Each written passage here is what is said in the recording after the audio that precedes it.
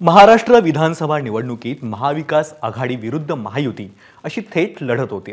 पण असं असलं तरी सध्या भाजप आणि एमआयएम मधल्या कलगीतुरेची जोरदार चर्चा आहे। फडणवीस विरुद्ध ओवेसी असा सामना सध्या निवडणूक प्रचारादरम्यान रंगतोय। त्यामुळे एकेकाळी भाजपची बी टीम म्हणून ज्या पक्षावर टीका झाली त्या एमआयएम आणि भाजपमध्येच आता मोठं वाकयुद्ध रंगतंय। पाहूयात राजकारणाच्या कुरुक्षेत्रात रंगलेलं हे धर्मयुद्ध।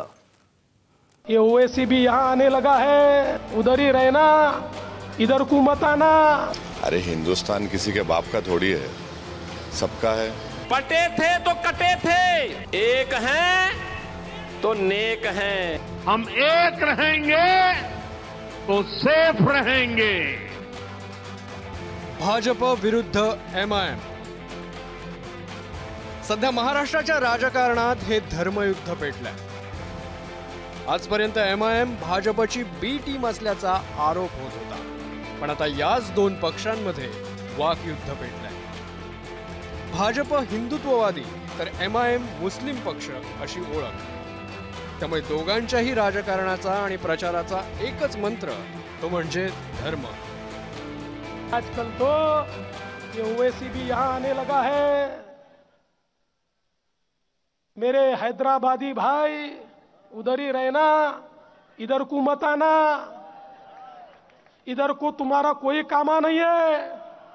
यहां पर आकर हमको धमकियां दी जा रही है, यहां पर आकर औरंगजेब का महिमा मंडन हो रहा है।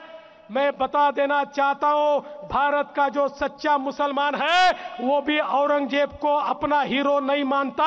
अरे औरंगजेब तो आक्रमणकारी था, उसने हम पर आक्रमण किया था। इसलिए सुन ले ओवैसी, कुत्ता भी ना पेशाब करेगा औरंगजेब की पहचान पर। अब तो तिरंगा लहराएंगे पूरे पाकिस्तान पर। अरे हिंदुस्तान किसी के बाप का थोड़ी है, सबका है। वहाँ चले जाओ, यहाँ चले जाओ, कब तक तुम 70 साल से हमारे को बोल रहे यहाँ जाओ वहाँ जाओ। हम कहीं जाने वाले नहीं हैं। जो जाने वाले थे 47 में चले गए। अब जो यहाँ रुक गए हमारे बुजुर्ग, जिसने इस मुल्क को आज़ाद करवाया, वो कहीं जाने वाले नहीं हैं। अब यहीं रहेंगे, इस मुल्क को बचाएंगे, संविधान को मजबूत करेंगे, लोकशाही को मजबूत करेंगे।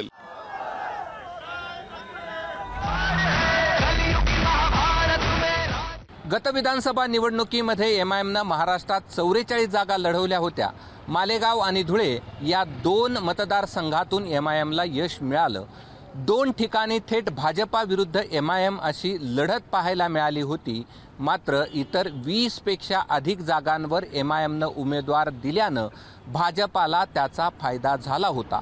यावेळी एमआयएम केवळ 16 जागा लढवत आहे आणि त्याचा प्रत्यक्ष अप्रत्यक्ष फटका भाजपालाच बसतोय। पण गेल्या निवडणुकीत विकासाच्या मुद्द्यावरून प्रचार करणारा भाजप आता थेट ओवैसींवर टीका करताना दिसतोय। गेल्या विधानसभा निवडणुकीत एमआयएम आणि वंचित दोघं वेगळे लढल्याचा फायदा भाजपला झाल्याचं राजकीय विश्लेषकांचं मत आहे। एकतर वोट जिहाद अशा पद्धतीनं मुस्लिम मतपेढी मतदान करते असं भारतीय जनता पक्षाचे नेते सांगत आहेत। आणि त्यांच्याच वतीनं असं पण सांगितलं जात आहे की आता वोट जिहादच्या विरुद्ध मतांचं धर्मयुद्ध पुकारा। एकूण पूर्व मतदारसंघांमधला जर उमेदवारांची सगळी संख्या बघितली तर त्यात काँग्रेसचा उमेदवार आता निष्प्रभ ठरताना दिसतो आहे आणि थेट एमआयएम बरोबरच आमची लढत आहे असं सुद्धा भारतीय जनता पक्षाच्या वतीनं सांगितलं चाललेलं आहे। मात्र असं असलं तरी यंदाच्या लोकसभेत मुस्लिम मतदार महाविकास आघाडीसोबत गेला, याचा मोठा फटका भाजपला बसला। याच दरम्यान एमआयएम विरुद्ध भाजप या संघर्षाचे परिणाम काय होणार हे पाहणं आता महत्त्वाचं ठरेल। कृष्णा केंडे, एबीपी माझा, छत्रपती संभाजीनगर। अमरावती भाजप कार्यालयात काही दिवसांपूर्वी बडनेराचे उमेदवार रवी राणा यांची एक बैठक झाली। या बैठकीत रवी राणांनी अमरावतीची एक जागा कमी झाली तरी चालेल पण कमळ निवडून आलं पाहिजे असं विधान केलं। या विधानावरून सध्या अमरावतीत रवी राणा विरुद्ध महायुतीचे संजय खोडके असा वाद रंगलाय। पण या वादात मुख्यमंत्री आणि उपमुख्यमंत्री अजित पवारांनी उडी घेत राणांना चांगलंच सुनावलंय। हा वाद नेमका काय होता? या वादानंतर अजित पवारांनी कुणाला मध्यस्थीसाठी बोलावलं? पाहूयात राजकीय शोलेच्या या स्पेशल रिपोर्टमधून। तर अमरावतीमध्ये लक्षात ठेवा, माचीस है तो दिया जलने वाला है. ते विनाशकाली विपरीत बुद्धी आहे, त्याच्याबद्दल न बोललेलं बरं. दिया जलने वाला है तो माचीस पे ही लोग भरोसा रखने वाले. स्वतःच्या बोलण्यातनं त्यांनी त्याच्या पत्नीचा पराभवाला ते कारणीभूत ठरले. एकीकडे रवी राणा, दुसरीकडे उपमुख्यमंत्री अजित पवार आणि हा सगळा ड्रामा रंगलाय तो रवी राणा आणि अमरावतीचे संजय खोडके यांच्यातल्या एका जुन्या वादावर. अमरावतीत महायुतीकडून संजय खोडके यांच्या पत्नी सुलभा खोडके अजितदादांच्या राष्ट्रवादीच्या उमेदवार आहेत. पण महायुतीचा भाग असलेल्या रवी राणांनी एक वक्तव्य केलं आणि त्यामुळे अमरावतीत नवा राजकीय वाद रंगला. असं आहे की अजितदादा हे महायुतीचे घटक दल आहे. आमच्या महायुतीमध्ये युवासेना पार्टी सुद्धा आहे. आज जर कुठं विशिष्ट जातीला फायदा पोचवण्यासाठी जर त्या महायुतीचा ते धर्म पाळत नसेल तर अमरावतीमध्ये लक्षात ठेवा, माचीस है तो दिया जलने वाला है और दिया जलने वाला है तो माचीस पे ही लोग भरोसा रखने वाले. माचीस पे ही भरोसा रखेंगे असं म्हणत रवी राणांनी टोला लगावला. माचीस हे सुलभा खोडकेंचे विरोधी आणि भाजपशी बंडखोरी केलेले अपक्ष उमेदवार जगदीश गुप्ता यांचं निवडणूक चिन्ह. त्यामुळे अप्रत्यक्षपणे रवी राणांनी खोडकेंविरोधातली आपली भूमिका मांडली. अमरावती भाजप कार्यालयात झालेल्या बैठकीतही अमरावतीची एक जागा कमी झाली तरी चालेल, पण कमळ निवडून आलं पाहिजे असं विधान रवी राणांनी केलं होतं. पण राणांच्या याच भूमिकेचा अजित पवारांनी समाचार घेतला. ते विनाशकाली विपरीत बुद्धी आहे, त्याच्याबद्दल न बोललेलं बरं. तो स्वतःच्या बोलण्यातनं त्यांनी त्याच्या पत्नीचा पराभवाला ते कारणीभूत ठरले. शेवटी लोक काही बोलत असतात. आपण प्रत्येक गोष्टीला उत्तर द्यायचं नसतं. काही गोष्टी साईड ट्रॅक करायच्या. लोकांना फार नकारात्मक बोललेलं आवडत नाही. राणा आणि खोडके यांच्यातल्या वादाला लोकसभेची पार्श्वभूमी आहे.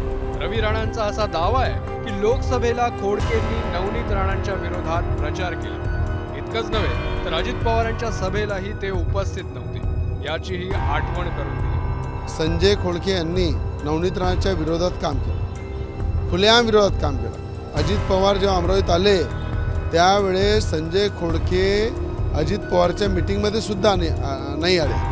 जेव्हा संजय खोडकेचे नेता जर अजित पवार आहे, त्या अजित पवारांना सुद्धा संजय खोडकेने मोजलं नाही, लोकसभेमध्ये भाव दिला नाही, युती धर्म पाळला नाही आणि स्वतःचा फोटो टाकल्यानंतर त्या ठिकाणी त्या फोटोचा विरोध केला.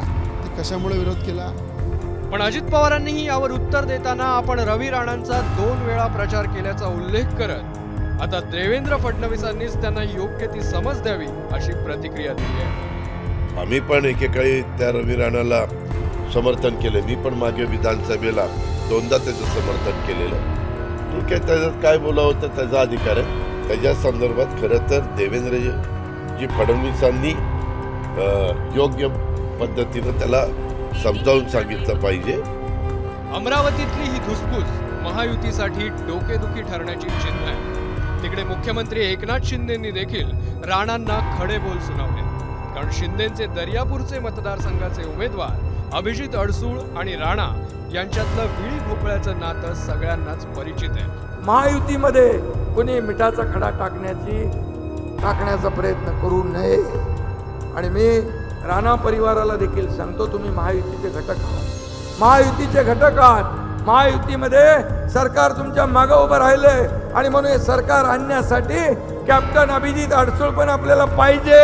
आणि म्हणून मी सांगतो की आपण देखील महायुतीची शिस्त पाळली पाहिजे.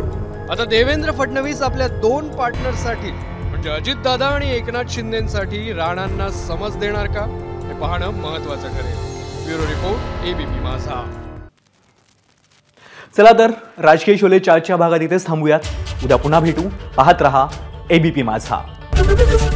एबीपी माझा, उघडा डोळे बघा नीट.